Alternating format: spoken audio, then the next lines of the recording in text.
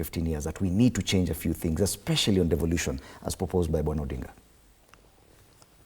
First of all, if you look at some of the most advanced constitutions, after they launched the first one, like countries like South Africa, you go to like the US, they tend to amend it much faster because normally when you launch the constitution, when you start seeing the gaps that are existing. So there's already a few gaps which are there. Devolution is seen to be one of the burden Kenyans are carrying. Remember, the initial one was to have 14 counties. It just went to 47 because of some sort of greed.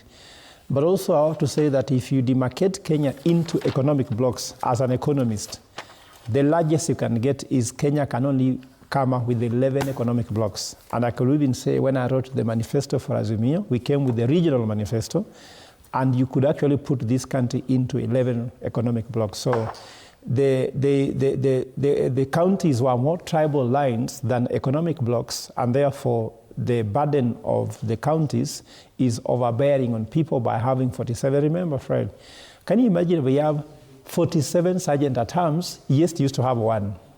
We have now 47 deputy sergeant at arms. Now we used to have one.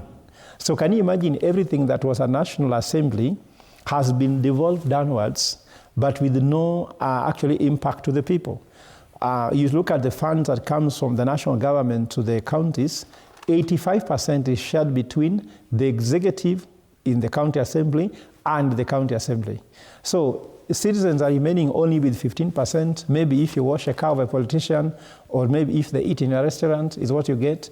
And yet money was supposed to go to the people. So I would think that there's a need for a serious review to align. But at the same time, implementation of the constitution has not been done well. If you ask me one thing I would like to add in this constitution, Article 1 of the Constitution says the sovereign power belongs to the people, but politicians only give provisions for how it can be exercised indirectly, but not directly. I will look for a country whereby citizens can recall the president directly without having to go through parliament, because then people don't have to die on the street shouting one time. All right, what about Sosion? Are we being too critical of devolution, which is termed as one of the biggest successes of